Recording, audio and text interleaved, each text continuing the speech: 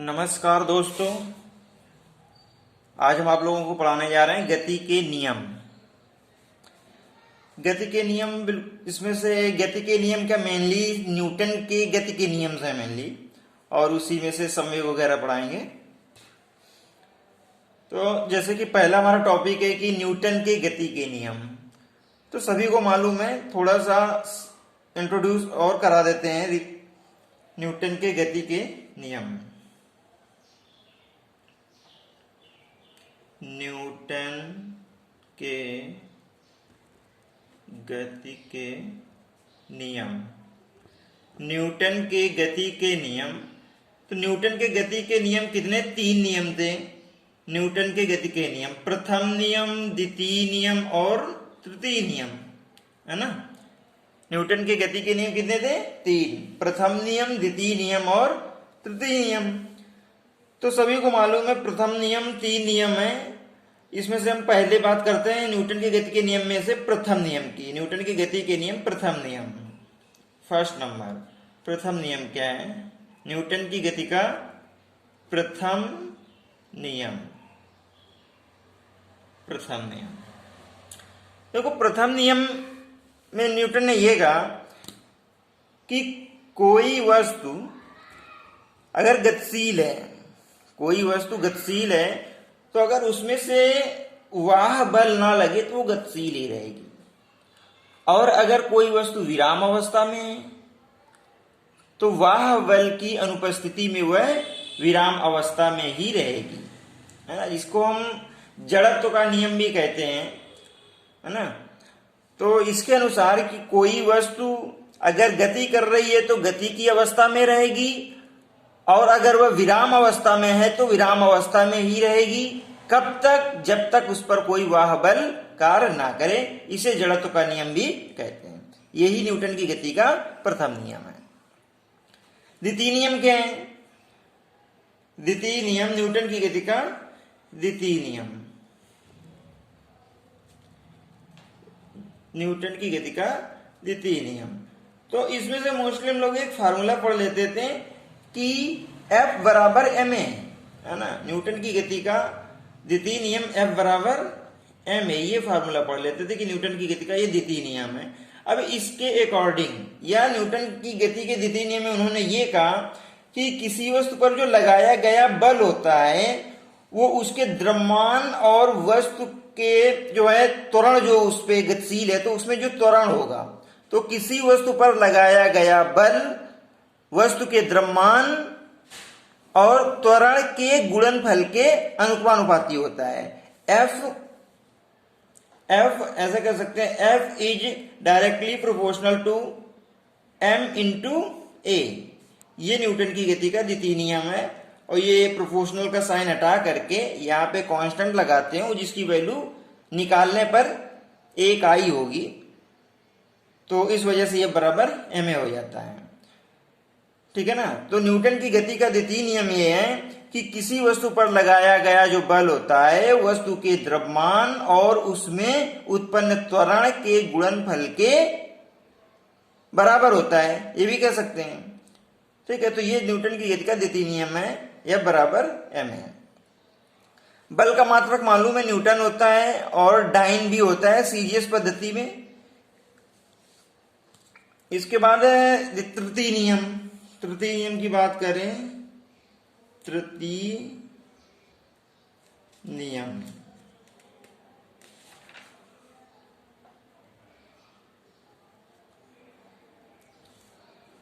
तृतीय नियम क्रिया प्रतिक्रिया का नियम है।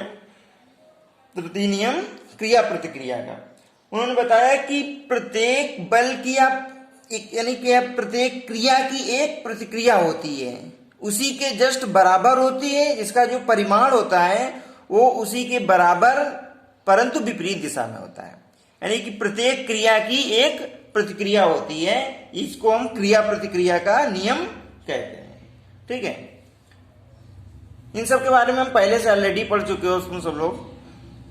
तो जब न्यूमेरिकल्स लगाएंगे तो मेनली यह बराबर ma फार्मूले की हमें आवश्यकता पड़ेगी। अब इसी में से कुछ चीजें और समझ लेते हैं, जैसे संवेग क्या होता है, आवेग क्या होता है ना। और लिफ्ट में चढ़ते हैं या लिफ्ट जो नीचे आती है तो उसमें से व्यक्ति का भार क्या होता है ना, संवेग संरक्षण क्या होता है, तो इन टॉपिक्स के बारे में भी थोड़ा थोड़ा जान लेते हैं। तो पहला टॉपिक हम बता रहे हैं संवेग। संवेग क्या होता है? ठीक, संवेग बराबर होता है द्रव्यमान गुणित वेग। संवेग क्या होता है? P बराबर m इंटू वी। संवेग बराबर द्रव्यमान गुण से वेग। ये फार्मूला सब लोगों ने पढ़ रखा है। संवेग बराबर द्रव्यमान गुण से वेग, यानी कि किसी वस्तु का जो संवेग होता है वो उसके द्रव्यमान और वेग के गुणनफल के बराबर होता है। ठीक है, P बराबर m इंटू वी। इसका मात्रक क्या होता है? संवेग का मात्रक, चलो निकाल लेते हैं मात्रक। तो P बराबर m इंटू वी, तो इसका मात्रक क्या हो जाएगा? m का हो जाएगा किलोग्राम, और वेग का क्या हो जाएगा? Metre per second. Metre per second, तो इसका मात्रक क्या हो जाएगा? Kilogram into metre per second. इसको हम कन्वर्ट भी कर सकते हैं, जैसे कि किलोग्राम को तो किलोग्राम कर दिया इंटू मीटर पर सेकेंड। इसमें से क्या करना है कि नीचे सेकेंड से गुणा करा दें और ऊपर भी सेकेंड से गुणा करा दें, तो ये क्या आ जाएगा? Kilogram into metre per second square और into second. Kilogram into metre per second square into second, तो ये क्या हो जाएगा? Kilogram into metre per second square, यानी किलोग्राम मतलब m और मीटर पर सेकेंड स्क्वायर मतलब त्वरण m इंटू, मतलब ये क्या होता है? ये होता है m इंटू a, और ये इंटू सेकेंड मतलब सेकेंड ही रहेगा, यानी कि टाइम है t। m इंटू a, ये तो क्या होता है? f। हम लोगों ने पढ़ा है ना ऊपर, f बराबर m a, और m इंटू a की जगह हम क्या रख देंगे? f। इसकी जगह पे रख देंगे हम f into force into time. Force into time यानी कि न्यूटन सेकेंड। फोर्स का क्या मात्रक होता है? न्यूटन। इसका मात्रक होता है न्यूटन इंटू टाइम का सेकेंड, न्यूटन इंटू सेकेंड। ठीक, P बराबर F इंटू टी। एक ये भी फार्मूला आ गया, P बराबर F इंटू टी, एक ये फार्मूला आ गया। और इसका जो मात्रक होता है संवेग का जो मात्रक होता है वो न्यूटन इंटू सेकेंड होता है। क्या होता है? न्यूटन इंटू सेकेंड, ये भी इसका एक मात्रक है। समझ गए संवेग क्या होता है? तो किसी वस्तु का जो संवेग होता है वो वस्तु के द्रव्यमान और वेग के गुणनफल के बराबर होता है, जिसका मात्रक न्यूटन इंटू सेकेंड होता है। ठीक, अब संवेग परिवर्तन क्या होता है और बल में संबंध। संवेग परिवर्तन और बल में क्या संबंध होता है? संवेग परिवर्तन और बल, तो संवेग परिवर्तन की दर को बल कहते हैं। एक ये भी फार्मूला होता है, ये डेफिनेशंस होती है। संवेग परिवर्तन की दर को बल कहते हैं। जैसे कि हम जानते हैं संवेग परिवर्तन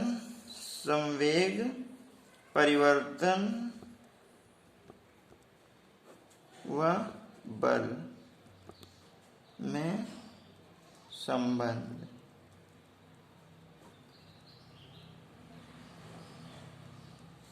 संवेग परिवर्तन व बल में संबंध। संवेग परिवर्तन मतलब संवेग में परिवर्तन और उस पर जो बल कार्य कर रहा है उसमें क्या संबंध होता है। तो संबंध हम ऐसे फाइंड आउट करते हैं कि संबंध F बराबर फार्मूला को क्या होता है? F बराबर m इंटू ए। F बराबर m इंटू ए, ये फार्मूला होता है। अब इसमें से हम क्या कर सकते हैं कि a को चेंज कर सकते हैं। ये आ जाएगा तुम्हारा F बराबर m इंटू ए की जगह a क्या है? त्वरण। त्वरण क्या होता है? वेग परिवर्तन की दर। त्वरण क्या होता है? वेग परिवर्तन की दर। तो वेग परिवर्तन की दर, तो यहां पे वेग v माइनस u वेग परिवर्तन लिख सकते हैं, v माइनस u अपान टी। ठीक, अब यम का अंदर यम इंटू वी, ये आ जाएगा एफ बराबर यम का अंदर मल्टीप्लाई करा दें तो m v minus m u. ठीक है, m v minus m u upon में टी। तो ये एम इंटू वी क्या हो जाएगा, द्रव्यमान गुण से वेग, यही तो संवेग होता है। तो ये अंतिम वेग है तो अंतिम संवेग हो जाएगा, ये प्रारंभिक वेग है तो प्रारंभिक संवेग हो जाएगा। दोनों में डिफरेंस लगा हुआ है, माइनस लगा हुआ है, मतलब कि संवेग परिवर्तन और अपान टी, ये आ जाएगा ये एफ बराबर डेल्टा पी। इसको संवेग परिवर्तन को डेल्टा पी अपान टी ऐसे लिख सकते हैं। तो संवेग परिवर्तन की दर, संवेग परिवर्तन की दर समय से भाग दिया गया है तो उसकी दर निकल आएगी। संवेग परिवर्तन की दर लगाए गए उस पे कार्य कर रहे बल के बराबर होती है, या हम इस तरह से कह सकते हैं कि संवेग परिवर्तन की जो दर है वो लगाए गए बल के बराबर होती है, ये बराबर डेल्टा पी अपान टी। ठीक है, तो संवेग हो गया ये।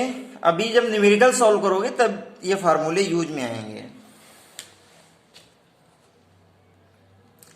अच्छा, बल का आवेग क्या होता है, तो आवेग क्या है, संवेग का ही बदला हुआ रूप, या ये कह सकते हैं कि जो किसी वस्तु का आवेग है वो संवेग परिवर्तन की दर होता है ना।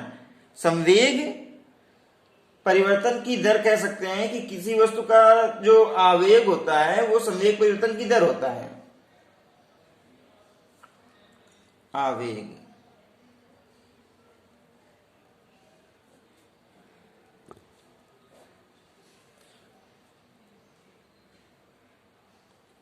तो आवेग इसको आई से डिनोट करते हैं। आवेग को किससे डिनोट करते हैं, आई से। और जैसे कि संवेग P बराबर F इंटू टी हम लोगों ने पढ़ा है ना, पहले पढ़ा था संवेग P बराबर F इंटू टी। तो आवेग जो I होता है वो भी I बराबर F इंटू टी, उसको भी F इंटू टी ही मानते हैं। I बराबर F इंटू टी, यानी कि ये कह सकते हैं कि जो बल का आवेग होता है वो बल गुण से समय अंतराल के बराबर होता है।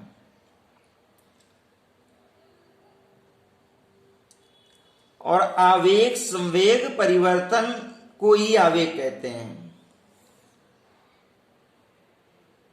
किसी वस्तु का आवेग संवेग परिवर्तन को आवेग कहते हैं। आई बराबर एफ इंटू टी, संवेग परिवर्तन, संवेग परिवर्तन को ही आवेग कहते हैं। आवेग कहते हैं, संवेग परिवर्तन को ही आवेग कहते हैं। क्योंकि संवेग परिवर्तन है तो इसका मात्रक भी, संवेग का मात्रक ही आवेग का मात्रक हो जाएगा, तो इसका मात्रक भी न्यूटन सेकेंड ही होता है। मात्रक क्या हो जाएगा, Newton into second, Newton to second क्या होता है, मात्रक इसका न्यूटन सेकेंड होता है।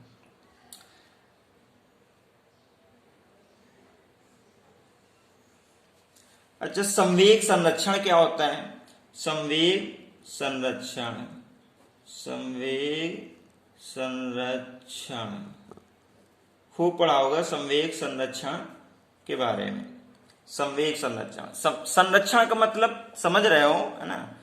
तो संवेग संरक्षण क्या होता है कि कह रहे कि किसी वस्तु का जो संवेग संरक्षण से मतलब है कि जो पहले इनिशियल स्टेज पे जो उसका संवेग है, जैसे कि ये मान लें हम कि कोई वस्तु गति कर रही है, यहां पे किसी क्षण हमने देखा कि कोई वस्तु इस समय गति कर रही थी, यहां पर उसका वेग क्या था, u था, और द्रव्यमान वस्तु का ये m है, और वो गति करते हुए इस पॉइंट पे आ गई और यहां पर वेग चेंज हो गया, मान लो v हो गया, द्रव्यमान तो चेंज नहीं होगा, द्रव्यमान वही रहेगा।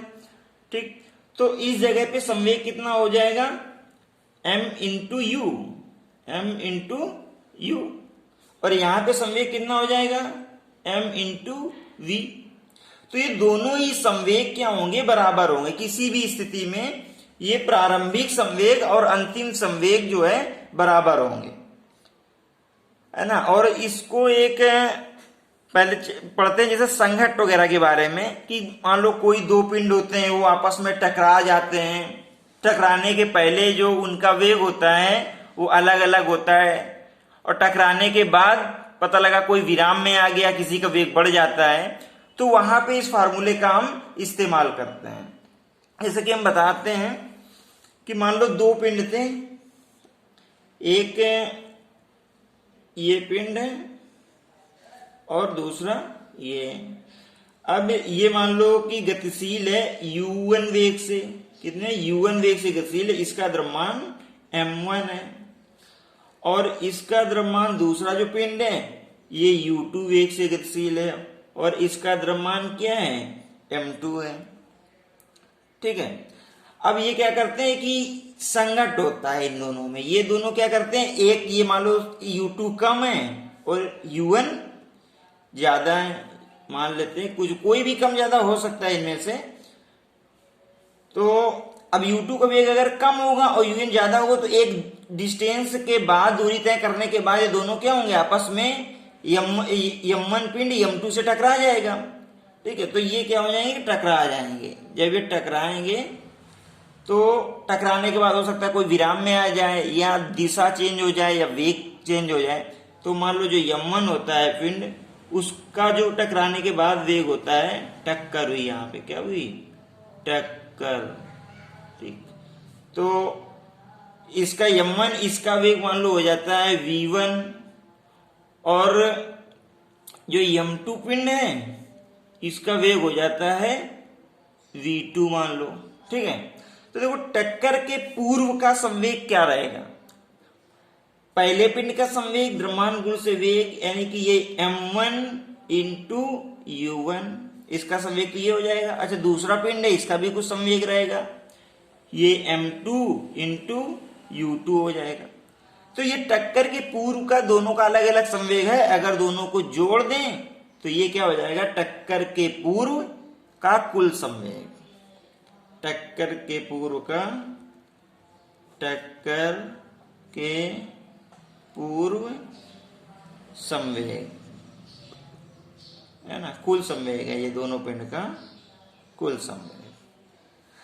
अब टक्कर के बाद का क्या संवेग हो जाएगा, मान लो इसका संवेग हो जाएगा m1 इंटू v1, और इसका हो जाएगा ये m2 इंटू v2, दोनों को जोड़ देंगे तो ये टक्कर के बाद का कुल संवेग हो जाएगा। टक्कर के बाद का कुल संवेग, टक्कर के बाद कुल संवेग। ठीक है, टक्कर के बाद का कुल संवेग। तो क्या होगा कि टक्कर के पूर्व कुल जो संवेग था और टक्कर के बाद कुल संवेग था, ये आपस में क्या होंगे, ये आपस में बराबर होंगे, इक्वल होंगे। टक्कर के पूर्व का संवेग टक्कर के बाद के कुल संवेग के बराबर होगा। ठीक है। और भी ये सिद्धांत अलग अलग रूप में कई जगह लगता है, जैसे कि मान लो कि कोई बम होता है ना। क्या होता है कि मान लो ये कोई बम होता है, ये एक जैसे बम होता है कोई भी, तो इसका द्रव्यमान मान लो क्या होता है, कैपिटल एम। इसका द्रव्यमान क्या है, कैपिटल एम द्रव्यमान होता है, और ये रखा होता है, ये रखा होता है या गतिशील होता है। ठीक है, इससे कोई फर्क नहीं पड़ता। मान लो कि इसका वेग क्या है कि u वेग होता है, m इंटू यू वेग से ऐसे चल रहा होता है ना। और ये किसी क्षण क्या है कि ये फट जाता है। तो जब ये फटेगा, बम जो है ये फट जाएगा, तो ये क्या हुआ कि दो अलग अलग फटेगा, तो दो क्या कई सारे टुकड़ों में डिवाइड हो जाएगा। मान लो कि दो टुकड़ों में डिवाइड हो जाते हैं, हम मानते हैं ऐसे करके, एक टुकड़ा ये है और मान लो कि एक ये है, दो टुकड़ों में ऐसे डिवाइड हो जाता है, फटता है। तो इसका द्रव्यमान हो जाता है मान लो m1 और इसका द्रव्यमान होता है m2। तो अब इसका कोई जरूरी नहीं कि दोनों एक ही डायरेक्शन में जाएं, विपरीत डायरेक्शन में भी जा सकते हैं, दोनों का वेग कुछ मिल जाएगा। भाई फटेगा तो ये गति करके भागेंगे ना, ये तो मान लो कि इसका वेग v1 हो जाता है और इसका वेग v2 हो जाता है। तो देखा जाए तो यहाँ पे संवेग का संरक्षण का क्या होगा कि ये फटने के पूर्व का कुल जो संवेग होगा, बम फटने के पहले का जो बम इसका संवेग होगा, वो फटने के बाद जितने भी का कुल संवेग, जितने टुकड़ों में फटा है उन सभी का संवेग निकाल करके जोड़ देंगे, ठीक है, तो के कुल संवेग के बराबर हो जाएगा। यानी कि ये हो जाएगा m इंटू यू बराबर हो जाएगा ये m1 v1 प्लस ये m2 v2, m into you बराबर m1 v1 plus m2 v2। तो इस तरह से बम से रिलेटेड भी इस तरह से सवाल मिल सकते हैं। तो यहां पे ये संवेग संरक्षण का नियम लागू हो गया। अब संवेग संरक्षण का नियम के सवाल और भी इस तरह के मिल सकते हैं कि जैसे कि कोई बंदूक है, बंदूक से या तोप है, उससे कोई बंदूक है मान लो, तो बंदूक से कोई गोली निकलती है, तो वह भी संवेग संरक्षण के सिद्धांत पर ही कार्य करती है। वो जो सिस्टम है पूरा, वह भी संवेग संरक्षण के सिद्धांत पर कार्य करती है। जैसे कि बम से बंदूक से गोली निकलती, तो मान लो कि बंदूक है ना, ये मान लो कि बंदूक होती है ना, ऐसे बना लेते हैं ये जो भी है, तो बंदूक का कुछ ना कुछ द्रव्यमान होगा ना। बंदूक का मान लेते हैं कि बंदूक का द्रव्यमान कैपिटल एम है। बंदूक का द्रव्यमान क्या है? इसका द्रव्यमान कैपिटल एम है। अब इसमें से क्या, जब बुलेट निकलती है, इसमें से बुलेट निकलेगी तो उसका द्रव्यमान अलग होगा। मान लो उसका द्रव्यमान स्मॉल एम है, उसका द्रव्यमान स्मॉल एम है, ठीक है, और उसका कुछ ना कुछ वेग हो जाएगा। मान लो कि v वेग हो जाता है, जब बुलेट निकलती है तो उसका वेग क्या होता है? v वेग होता है। तो इसका v वेग होता है, v वेग से गोली निकलती है। तो जब बंदूक से गोली निकलती है तो जब गोली स्वतंत्र रूप में जा रही है तो इसका संवेग क्या हो जाएगा? द्रव्यमान m इंटू वी, यही संवेग हो जाएगा, ठीक है, m इंटू वी ये संवेग हो जाएगा। तो इस पूरे सिस्टम में क्या है कि जब बंदूक से गोली निकलती है तो बंदूक से गोली निकलने के पूर्व उस पूरे सिस्टम, यानी बंदूक प्लस उसमें गोली है ना, और उसका वेग, यानी कि गोली उससे निकलने के पूर्व उस सिस्टम का संवेग जो था वो बंदूक से गोली निकलने के बाद के कुल संवेग के बराबर होगा, है ना। तो देखा जाए तो बंदूक से गोली निकलने के पूर्व तो बंदूक क्या है? स्थिर अवस्था में रहती है। क्या होता है कि स्थिर अवस्था में ही तो रहेगी, तो स्थिर अवस्था में रहती है तो उसका संवेग क्या हो जाएगा? मतलब वेग नहीं है तो संवेग उस समय 0 हो जाएगा। अब बंदूक से जब गोली निकलती है तो उसके बाद कुछ ना कुछ संवेग होगा और वो गोली का संवेग m इंटू वी हो जाएगा और बंदूक का भी कुछ ना कुछ संवेग होगा, है ना।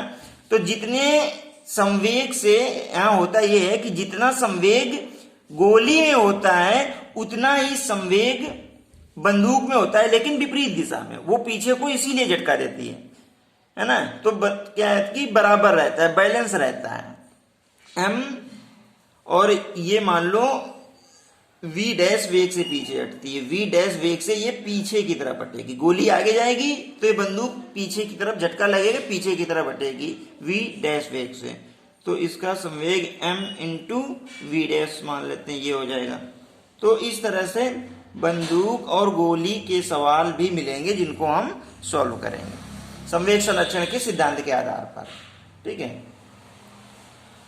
अब जैसे कि हम एक टॉपिक और इसमें से डिस्कस कर लेते हैं कि लिफ्ट में खड़े व्यक्ति का भार क्या होता है।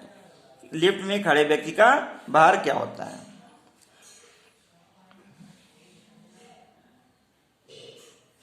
लिफ्ट में व्यक्ति का भार, व्यक्ति का भार, लिफ्ट में व्यक्ति का भार क्या होता है, ठीक है। इस टॉपिक के बारे में डिस्कस कर लेते हैं कि लिफ्ट में व्यक्ति का भार क्या होता है।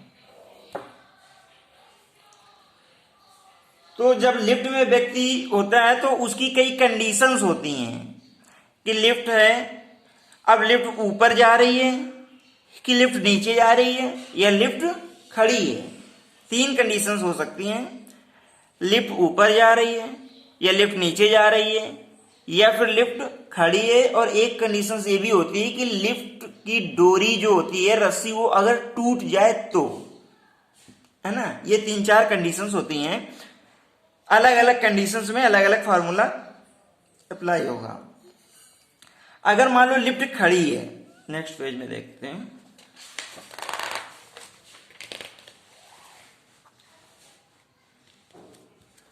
लिफ्ट खड़ी है, नंबर फर्स्ट कंडीशन, यदि लिफ्ट विरामावस्था में है,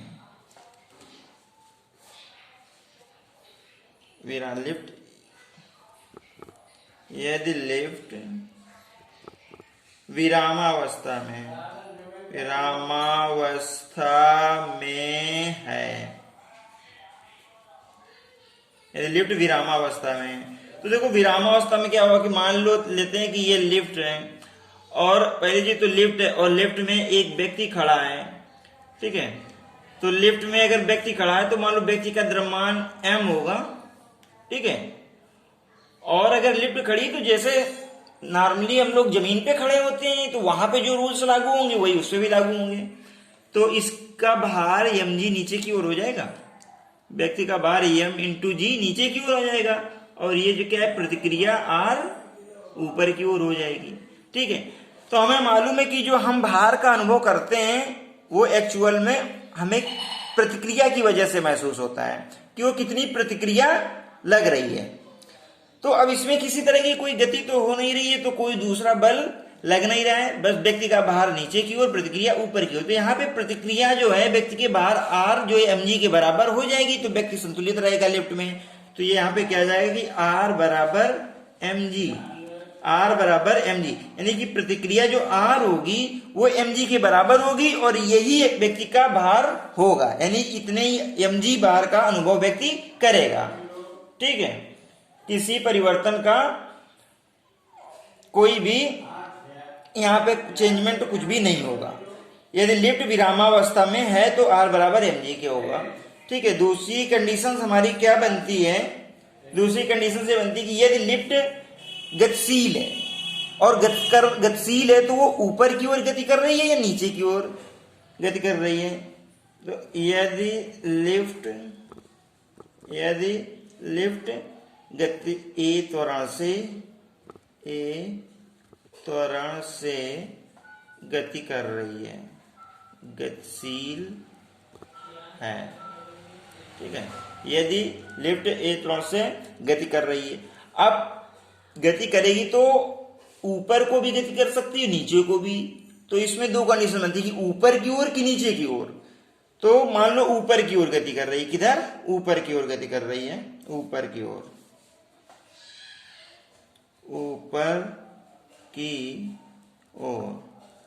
ऊपर की ओर अगर गति कर रही है तो ये तो कंडीशंस बनी रहेगी, लेकिन इसमें दूसरी कंडीशंस क्या लागू होगी कि ऊपर की ओर गति कर रही है इस दिशा में, ठीक है।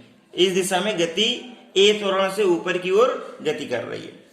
तो क्या होगा कि ऊपर की ओर ए दिशा में गति कर रही है, ए त्वरण से गति कर रही है, तो क्या होगा कि यहाँ पे भी P बराबर F बराबर ma का फार्मूला हम लोगों ने पढ़ा है, F बराबर m इंटू ए, है ना। यही तो फोर्स लगेगा अगर ऊपर गति कर रही है, F बराबर m इंटू ए।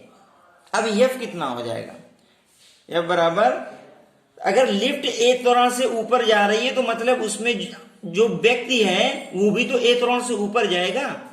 तो F बराबर m इंटू ए, इसके अकॉर्डिंग जो F होगा ऊपर की ओर कौन सा बल कार्य करेगा, है ना।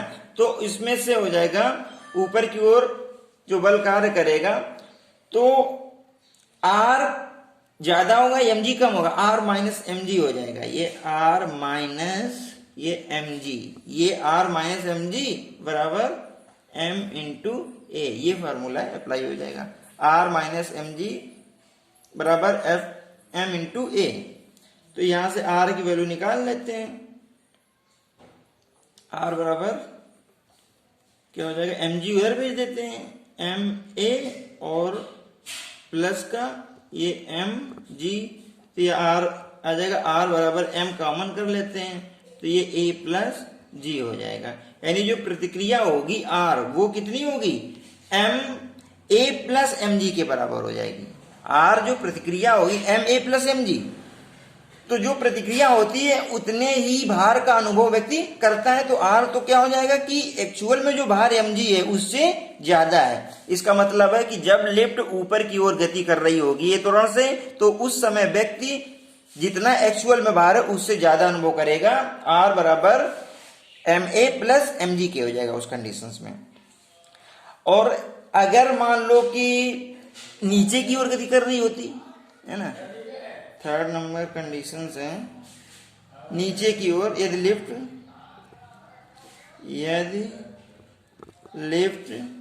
ए त्वरण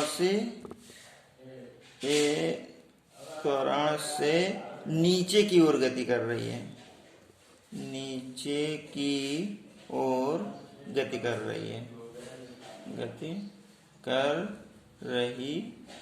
ठीक है।